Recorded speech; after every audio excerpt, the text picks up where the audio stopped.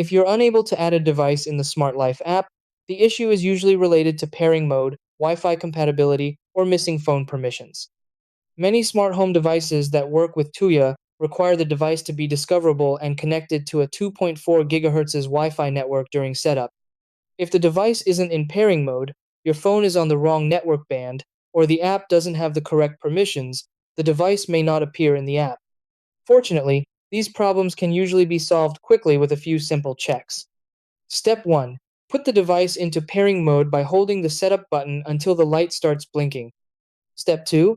Make sure your phone is connected to a 2.4 GHz Wi-Fi network, not 5 GHz. Step 3. Enable location, camera, and local network permissions for the Smart Life app. Step 4. Keep your phone close to the device during setup for a stronger connection. Step 5.